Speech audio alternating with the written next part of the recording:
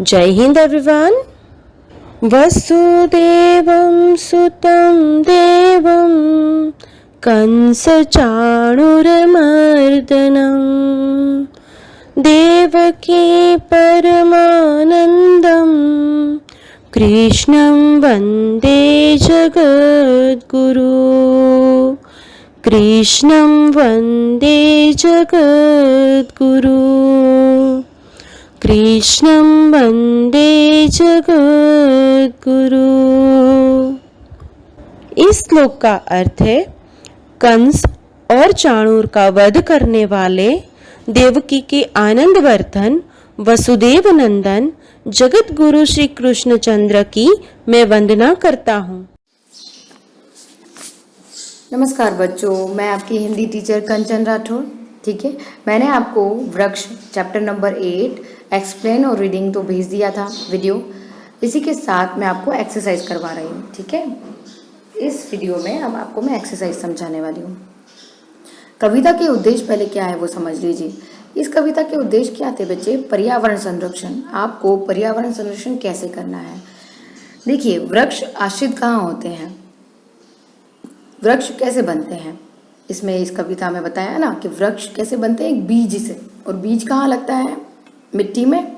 ठीक है, मिट्टी की सहायता से बीज बड़ा होता है मिट्टी में दब के। तो हमें हमारी धरती माँ को, हमारी धरती जो है ना, उसको साफ रखना चाहिए। आप भी जानते हैं कि अगर हम लोग पॉलीथीन और ये कचरा ज़मीन पे फेंकते हैं तो वो वहाँ पर ब्लॉक कर देता है, उस ज़मीन को ब्लॉक कर देता है। पन्नियाँ तो बहुत बड़ी दुश्मन है प्रकृति की, क्योंकि वो क्या करती हैं,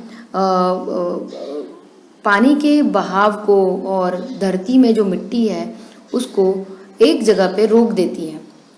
धरती जो मिट्टी है, मिट्टी को बांध देती है, तो वहाँ पर कुछ भी उत्पत्ति नहीं हो पाती है ना। वो अवरोध पैदा करती है किसी उत्पत्ति को, किसी पेड़ को बढ़ने में, है ना। तो पर्यावरण संरक्षण मतलब ये कि आपको अपने आसपास का वातावरण और एनवायरनमेंट हमेशा स्वच्छ रखना है, गंदगी नहीं करना है, बाहर कचरा नहीं फेंकना है।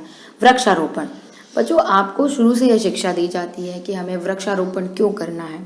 अधिक से अधिक अगर वृक्ष लगाएंगे तो हमारे आसपास के पर्यावरण की शुद्धि होगी, ऑक्सीजन की मात्रा बढ़ेगी। ठीक है, क्योंकि पेड़ क्या देते हैं हमें? प्राणवायु, ऑक्सीजन देते हैं। तो हमें अधिक से अधिक वृक्षारोपण करना है।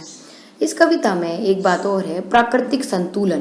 प्राकृतिक संतुलन समझना मतलब कि प्रकृति में एक संतुलन चला आ रहा है। वो क्या है कि वृक्षों से हम, वृक्ष जब बड़े होते हैं तो हम उनसे हमारी ज़रूरत की चीज़ें लेते हैं।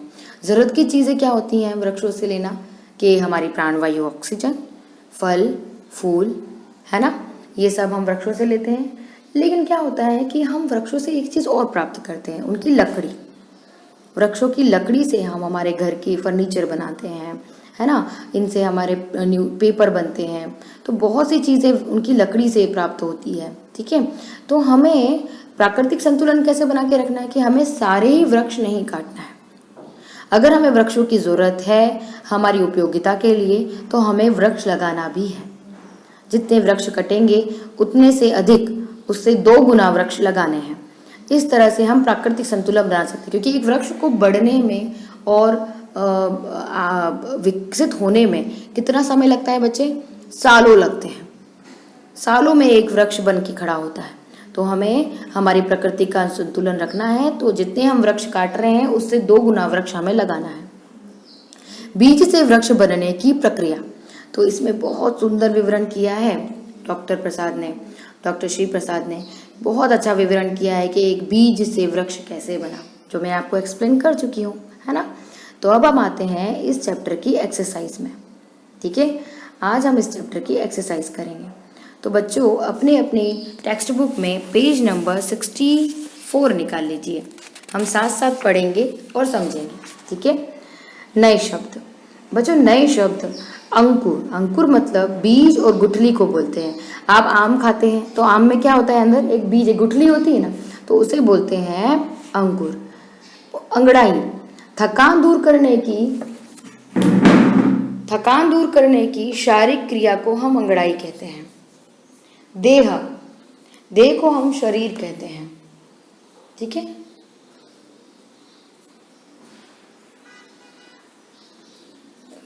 देह को हम शरीर कहते हैं।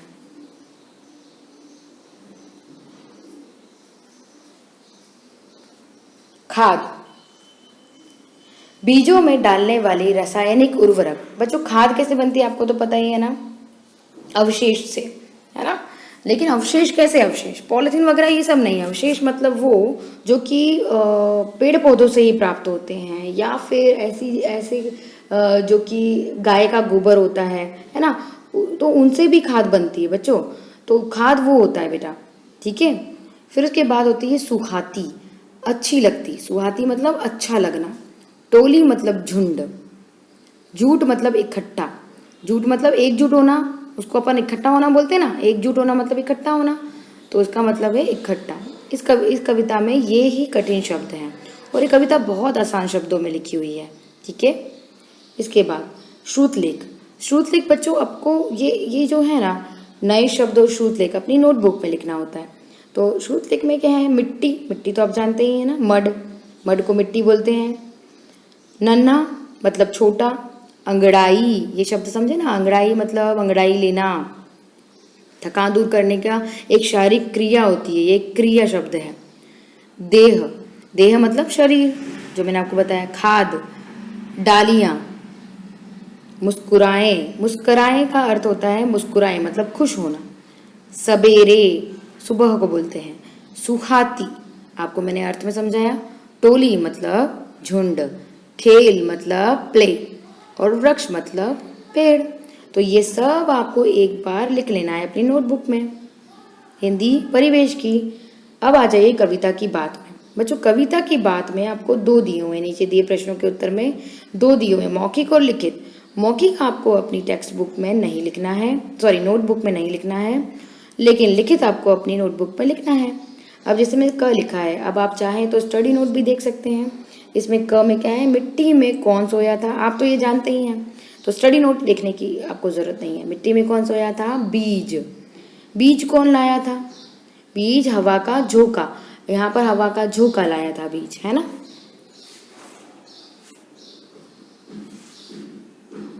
बीज को जीवन देने में हवा लेकर आई थी बीज को। बीज को जीवन देने में किसने मदद की, किसने मदद की। तो बीज को जीवन देने में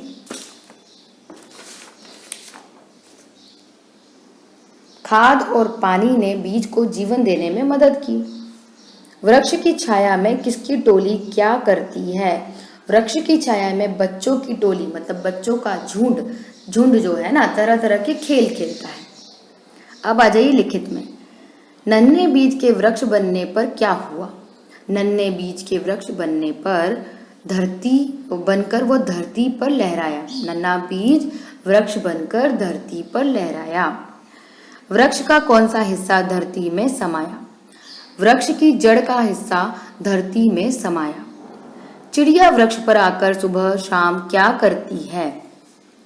चिड़िया वृक्ष पर आकर सुबह शाम चींची का गाना गाती है। ठीक है, आपको यहाँ ये लिखना है। फिर आइए, वृक्ष हमारे किस काम आते हैं। वृक्ष हमारे कई काम आते हैं, जैसे छाया देना, लकड़ी, फल, फूल, पत्ते, दवाइयाँ, ताज़ी हवा आदि अनेक चीज़ें हमें वृक्षों से मिलती हैं, है ना बच्चों। वृक्ष कब रोता है। वृक्ष जब रोगी होता है, जब वो रोगी और दुखी होता है, या उन्हें जब काटा जाता है। जब हम वृक्षों को काटेंगे तब भी वह दुखी होकर रोता है। तो वृक्ष जब रोगी होता है या उन्हें जब काटा जाता है तब उन्हें दुख होता है। इस दुख के कारण वृक्ष रोता है। ठीक है बच्चों, इसलिए वृक्षों को काटना बहुत बहुत बुरा होता है, क्योंकि उसमें जीवन है, वो एक जीता जागता वृक्ष है हमारी तरह।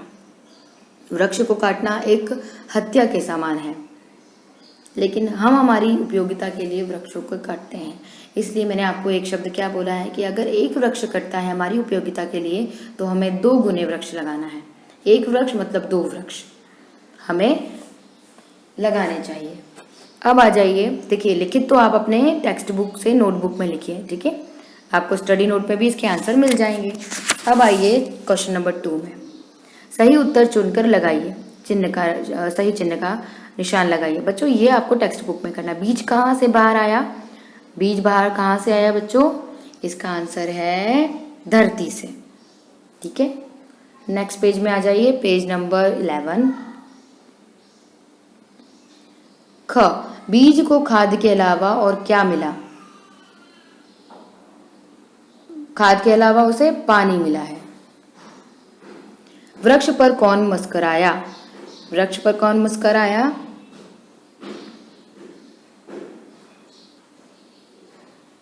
फूल, फूल मुस्कुराए। अब आ जाइए, दिए गए पद्यांश को पढ़कर सही उत्तर पर चिन्ह लगाइए। अब ये पद्यांश जो है ना, ये आपकी कविता से दिया गया है, इसका मतलब ये पठित पद्यांश है। ठीक है, जो आप पढ़ चुके हो। जीता मरता रोगी होता, दुख आने पर रोता, वृक्ष सांस लेता बढ़ता है, जगता है फिर सोता।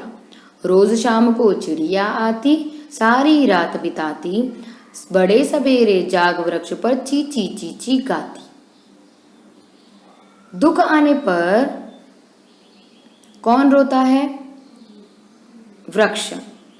रोज शाम को कौन वृक्ष पर आता है? चिड़िया। चिड़िया कब जागती है? बड़े सवेरे। इसमें आंसर दिया ना, बड़े सवेरे, ये रहा आंसर है ना। तो ये पद्यांश से ही लिए गए प्रश्न हैं। अब आ जाइए भाषा की बात में। बेटा भाषा की बात में आपको एक ही पॉइंट दिया है। संस्कृत भाषा के जो शब्द हिंदी में ज्यों के त्यों प्रयुक्त होते हैं वे तत्सम शब्द कहलाते हैं। जैसे मृतिका, तत्सम शब्द कैसे होते हैं? जो कि जैसे वो लिखे गए हैं संस्कृत में, उन्हीं को ऐसे ही प्रयोग हम हिंदी भाषा में करते हैं, तो उसे हम तत्सम शब्द कहते हैं। जैसे मृतिका, हिंदी में कुछ शब्द ऐसे हैं जो संस्कृत के तत्सम शब्दों के बदले हुए रूप हैं, इन्हें हम तद्भव शब्द कहते हैं। तद्भव शब्द, मृतिका जैसे मिट्टी, ठीक है, इसे हम तद्भव शब्द कहते हैं।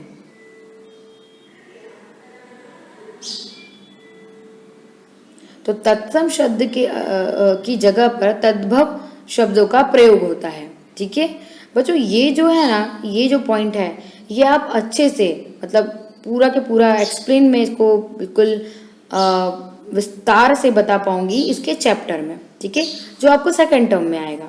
तो आप भाषा की बात में ज़्यादा विचार ना भी करें तो चलेगा, ये आपके सिर्फ ज्ञान के लिए आपको दिया है। ठीक है, ताकि आपको वोकेबलरी और लैंग्वेज का पता चले। ठीक है, हम इसका पूरा चैप्टर रीड और लर्न करेंगे।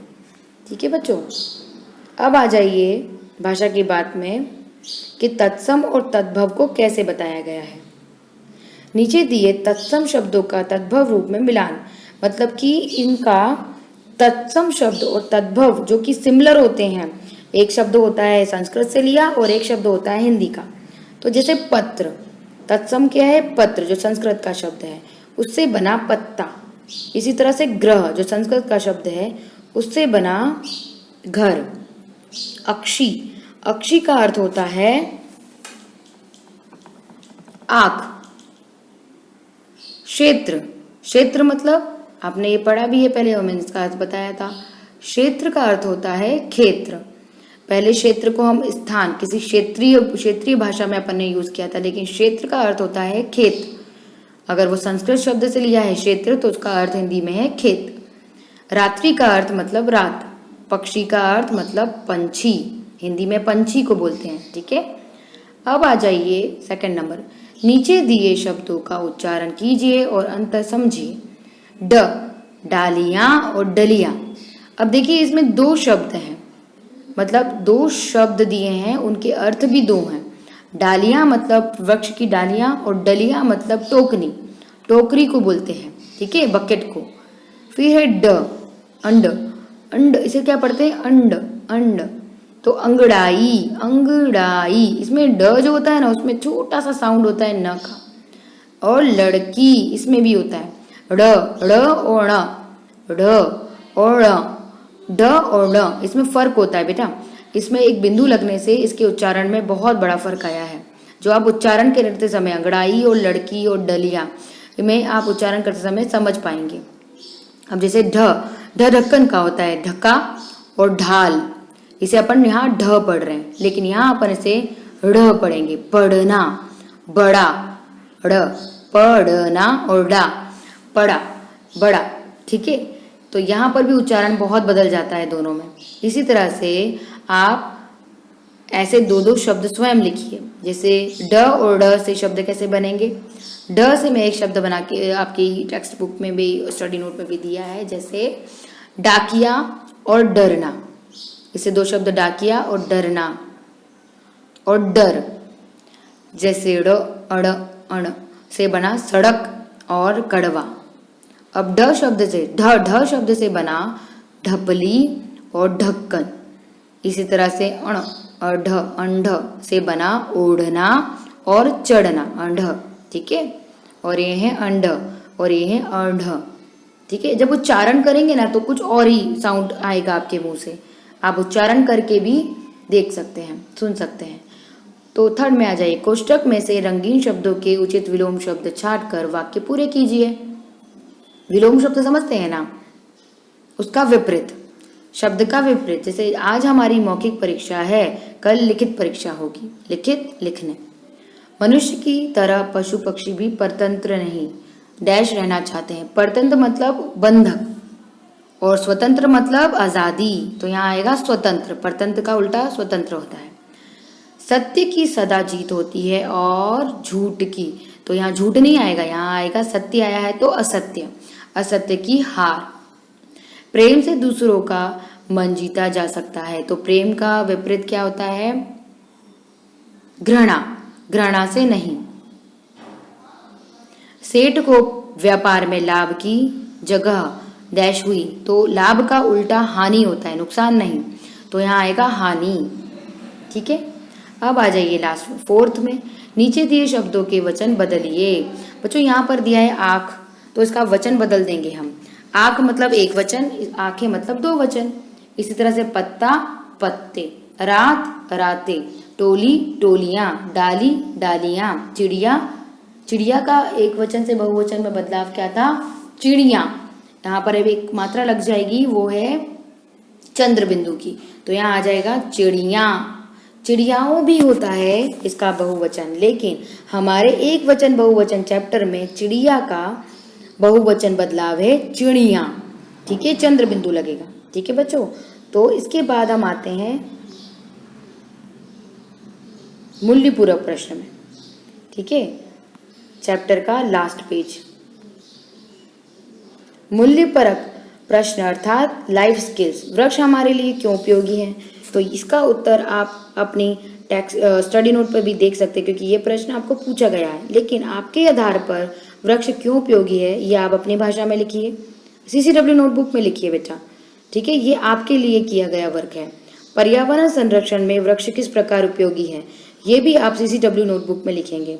पर्यावरण संरक्षण में मतलब आप जानते हैं कि वृक्ष हमें प्राणवायु देते हैं। ठीक है, अगर हम वृक्ष लगाएंगे पर्यावरण में, हमारे साथी के साथ मतलब सहयोगियों के मतलब सहयोगी बना के वृक्ष लगाएंगे। जैसे कि हम देखते हैं कि रोड जो होते हैं, हाईवेज होते हैं, रोड्स होते हैं हमारे आने जाने वाले, उनके आसपास या बीच में वृक्ष लगाए जाते हैं। ठीक है, तो पर्यावरण संरक्षण के लिए वृक्ष बहुत ज़रूरी है, क्योंकि वो पानी को बांधे रखते हैं, है ना। पानी से मिट्टी के कटाव को भी रोकते हैं। मिट्टी का कटाव मतलब मिट्टी कट कट के अलग बहती जाती है पानी में, तो उसको बहने से रोकते हैं वृक्ष, जो उन्हें अपनी जड़ों से पकड़ लेते हैं। दूसरा, वृक्ष पानी को अपनी ओर खींचते हैं। ठीक है, तो पानी को ज़मीन में लाने के लिए वृक्ष बहुत उपयोगी है। तो पर्यावरण संरक्षण में वृक्ष की सहायता कैसी है वो आप बताएंगे। ठीक है, यहाँ पे अब आ जाइए सोच समझ की बात में। वृक्षों का कौन सा भाग सबसे ज़्यादा उपयोग में लाया जाता है और क्यों, कक्षा में बताइए। सबसे ज़्यादा वृक्षों का कौन सा भाग प्रयोग में लाया जाता है, ये ऊपरी भाग, वृक्ष के ऊपर का भाग, नीचे का भाग नहीं, धरती के अंदर का भाग नहीं, धरती के बाहर जो होता है ना, जिसको सूर्य मिलता है, पानी मिलता है, हवा मिलती है, वो वृक्ष का भाग कहाँ आता है, हमारे सबसे ज़्यादा उपयोग में लाया जाता है। तो उसकी उपयोगिता को आप यहाँ लिखिए। क्या अधिक वृक्ष लगाने से पृथ्वी के पर्यावरण में सुधार लाया जा सकता है, तो हाँ बच्चों, इसका उत्तर तो हाँ ही है। लेकिन सुधार कैसे लाया जाता है, आप इसको 4 या 5 या 3 लाइन में भी विस्तार से बता सकते हैं। ठीक है, कुछ करने की बात, अपने घर के एक गमले में कुछ बीज डालकर उसको ध्यानपूर्वक देखिए कि वह कब बड़ा होकर एक पौधा बनेगा। तो बीज डालना मतलब कि आप एक खुद पौधा लगाइए, एक बीज डालिए। मानकर चलिए मैंने चीकू खाया, चीकू का बीज निकला, मैंने उस बीज को अपने ही उसमें लगाया। किसमें लगाया? गमले में। ठीक है, आप उसमें उसको अंदर डालिए, उसके ऊपर मिट्टी डालिए और थोड़े दिनों में देखिए कि उसमें क्या परिवर्तन आता है। ठीक है, आपको पता है 1 हफ्ते में वो बीज में से कुछ अंकुरित होना शुरू हो जाएगा। दूसरे हफ्ते में वो अंकुरन जो मिट्टी के अंदर अंकुरित हुआ है ना, वो बाहर आने लग जाएगा दूसरे हफ्ते में। ऐसे ही कुछ हफ्ते बीतते बीतते वो एक पौधा बन जाएगा। तो आप ही एक एक्सपेरिमेंट कर सकते हैं अपने घर पे। एक कटोरे में गीली रुई में गेहूं के दाने डालिए और उनमें फूटने वाले अंकुरों को बढ़ते हुए देखिए। ये कार्य बहुत अच्छा है। आपने देखा होगा क्या, कभी कभी किसी किसी के घर में जो होते हैं ना, जैसे हम बोलते हैं स्प्राउट्स बनते हैं।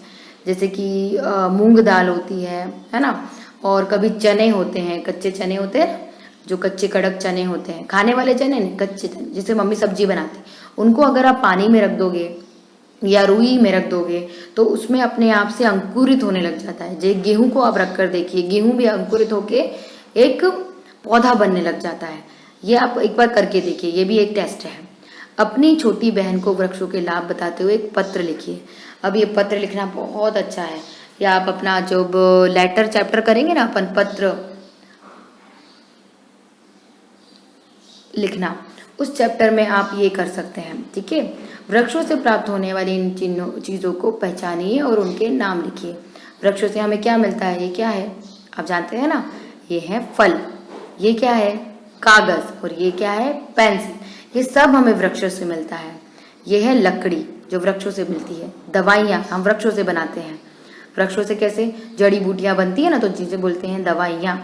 ये है पत्ते, हमें वृक्ष से मिलते हैं। ठीक है, तो इस तरह से आप अपना एक्सरसाइज कंप्लीट कीजिए। ठीक है, अब ये लास्ट जो एक्सरसाइज का है चैप्टर 5 क्वेश्चन नंबर, ये आप ना ही करें, क्योंकि संवाद लिखिए। संवाद लेखन आपको एक पूरा चैप्टर है बच्चों, इसमें आपको चित्र देख के आपको संवाद लिखना होंगे। ठीक है, तो आप जब वो चैप्टर करवाऊंगी तब आप ये करेंगे, अभी आप ये ना ही करें तो ज़्यादा अच्छा है। तो सेकंड टर्म में हम इसे करेंगे, तो यहाँ आप लिख दीजिए सेकंड टर्म। ठीक है मेरा बच्चों, तो आज का हम चैप्टर एक्सरसाइज कर चुके हैं। आप इस एक्सरसाइज को अच्छे से कीजिए और समझिए। ठीक है, ये चित्र जो संवाद है ना, ये हम बाद में करेंगे, बट इस चित्र का विवरण हम अभी कर सकते हैं। चित्र वर्णन हम चैप्टर कर सकते हैं, तो वो मैं आपको क्लास में कराऊंगी। ठीक है बच्चों, जय हिंद।